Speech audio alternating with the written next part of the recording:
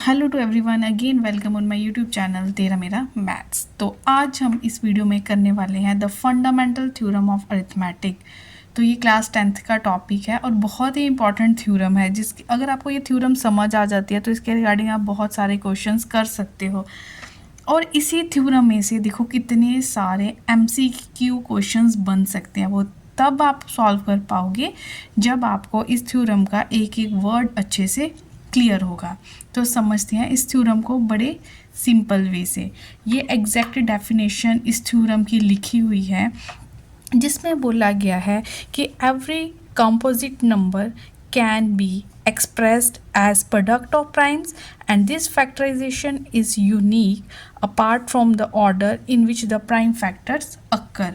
तो इसको समझने के लिए हमें कंपोजिट नंबर पता होना चाहिए, प्राइम वर्ड्स पता होना चाहिए, यूनिक क्या लिखा है, ऑर्डर क्या लिखा है, प्राइम फैक्टर्स क्या है, फैक्टराइजेशन क्या है।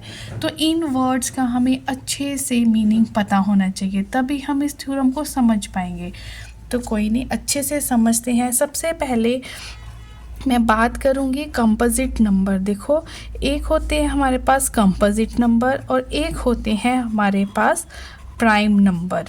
तो प्राइम नंबर वो होते हैं, ठीक है, प्राइम नंबर कौन से होते हैं जिनके सिर्फ दो ही फैक्टर बनते हैं, ओनली टू फैक्टर्स। वो वाले नंबर जिनके मैक्सिमम दो फैक्टर्स बनते हैं वो हमारे प्राइम नंबर्स होते हैं। जैसे फॉर एग्जांपल, जैसे 5 है, 5 इज़ ए प्राइम नंबर, क्योंकि एक तो इसका ये किसके एक तो 5 के टेबल में आ रहा है, एक 1 के टेबल में आ रहा है, एक ये बन रहा है 1 इंटू 5, एक फैक्टर ये बन गया, और जो इसका दूसरा फैक्टर बन रहा है वो बन रहा है 5 इंटू 1, ठीक है।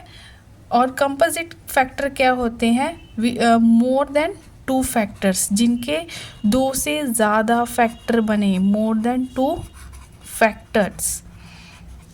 जैसे अगर आप एग्जांपल लो, जैसे मैंने एक नंबर लिखा 12, देखो 12 के कौन कौन से फैक्टर, मतलब वो किस किस टेबल में आ रहा है। एक हो गया 1 इंटू 12, 1 के टेबल में आ रहा है, एक 2 6 ज़ा 12, 2 के टेबल में आ रहा है, एक 3 4 ज़ा 12, 3 के टेबल में आ रहा है, एक आ रहा है 4 3 ज़ा 12, इसमें आ रहा है, एक आ रहा है 12 1 ज़ा 12। देखो कितने सारे फैक्टर्स बन गए, 2 से ज़्यादा फैक्टर बन गए।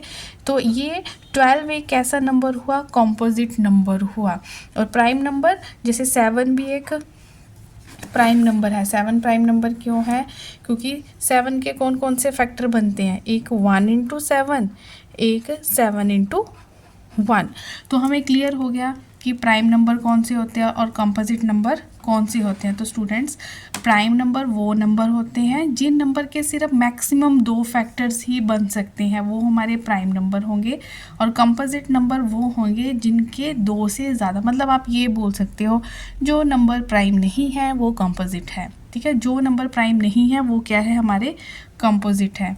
तो ठीक है, तो फंडामेंटल थ्योरम में किस तरह के नंबर को हम प्रोडक्ट ऑफ प्राइम्स में एक्सप्रेस करेंगे, किस तरह के नंबर होंगे वो, कंपोजिट नंबर। कंपोजिट नंबर को हम एक्सप्रेस करेंगे प्रोडक्ट की फॉर्म में, जैसे ये प्रोडक्ट की फॉर्म में एक्सप्रेस किए हैं। वो नंबर कौन कौन से होंगे, जिस फॉर्म में उसको एक्सप्रेस कर रहे हैं वो प्राइम नंबर होंगे। और जो ये फैक्टराइजेशन पूरा होगा वो यूनिक होगा, मीन्स इसके जैसा और कोई हो ही नहीं सकता, और इसमें ऑर्डर का कोई लेना देना नहीं है। अब इस एक एक वर्ड को हम अच्छे से समझते हैं। स्टूडेंट समझो, मैंने एक कंपोजिट नंबर लिया, वो कौन सा लिया, 12। 12 एक कंपोजिट नंबर है, अभी मैंने बताया है ना। तो कंपोजिट नंबर लिया, और जो 12 है, 12 का अगर आप LCM लेते हो तो देखो कैसे कैसे आ रहा है। 2 से शुरू किया, 2 6 ज़ा 12, 2 3 ज़ा 6 और 3 1 ज़ा 3, ये आया। मीन्स हम 12 को किस तरह से एक्सप्रेस कर रहे हैं, 2 इंटू 2 इंटू 3 की फॉर्म में, ठीक है। लिखने वाले इसको ऐसे भी लिख सकते हैं, 2 2 बार आ रहा है, जितनी बार कोई नंबर रिपीट हो रहा है उसकी उतनी पावर बनती है, ठीक है। तो जो ये नंबर्स बने 2 और 3, इसके जो प्राइम फैक्टर बने, प्राइम फैक्टर कैसे होने चाहिए, प्रोडक्ट होना चाहिए प्राइम्स का। देखो 2 भी एक प्राइम नंबर है, 3 भी एक क्या है, प्राइम नंबर। मीन जब भी आप किसी कॉम्पोजिट नंबर को, फंडामेंटल थ्योरम बिल्कुल सिंपल सी बात है, क्या बोल रही है, ये बोल रही है जब भी आप किसी कॉम्पोजिट नंबर के फैक्टर्स बनाओगे ना, जो वो फैक्टर्स बनने चाहिए वो क्या होने चाहिए, प्राइम होते हैं। और अब इसको देखो, और उसने क्या बोला, ये यूनिक होती है। यूनिक का मतलब देखो, अगर मैं 12, ये तो मैंने 2 से स्टार्ट किया, अगर मैं इसको 3 से स्टार्ट कर दूँ, ठीक है, 3 4 ज़ा 12, फिर 2 2 ज़ा 4, 2 1 ज़ा 2, तब भी क्या फैक्टर बने, तब भी बने 3 इंटू 2 इंटू 2, यहाँ बने थे 2 बार 2 1 बार 3, यहाँ पे भी क्या बना, 2 बार 2 1 बार 3, ठीक है। मतलब इसके अलावा और कुछ नहीं होगा, जो मर्जी कर लो, जहाँ से मर्जी शुरू करो, जहाँ मर्जी ख़त्म करो, वो फैक्टराइजेशन क्या होनी चाहिए, यूनिक होनी चाहिए। और हमें ऑर्डर से कोई लेना देना नहीं है, ऑर्डर का, apart from the order. Order का मतलब चाहे आप 2 इंटू 2 इंटू 3 लिख लो, चाहे 3 इंटू 2 इंटू 2 लिख लो, बात एक ही है, दोनों चीज़ें क्या है, सेम है। तो आई होप ये फंडामेंटल थ्योरम आपको अच्छे से समझ आ गई होगी। जिसको ये फंडामेंटल थ्योरम समझ आ गई, देखो फिर हम इसके आगे HCF निकालेंगे, LCM निकालेंगे, फैक्टर्स करेंगे, तो वो चीज़ आपको अच्छे से समझ आएगी। जिसको कंपोजिट नंबर पता होगा, जिसको फैक्टराइजेशन का मतलब पता होगा, प्राइम नंबर्स का मतलब पता होगा, तो वो बड़ी जल्दी से इस चैप्टर को कैप्चर करने वाला है। जैसे ये क्लास 10th का टॉपिक है, तो इस वीडियो को क्लास 10 वाले भी देख सकते हैं। और रिसेंट जैसे हिमाचल प्रदेश में पटवारी एग्ज़ाम निकला हुआ है, उसमें सिलेबस में भी फंडामेंटल थ्योरम पे मतलब टॉपिक ऐड किया गया है, तो उनके लिए भी ये वीडियो जो है वो बेनिफिशियल है। आई होप आपको अच्छे से समझ आ गया होगा।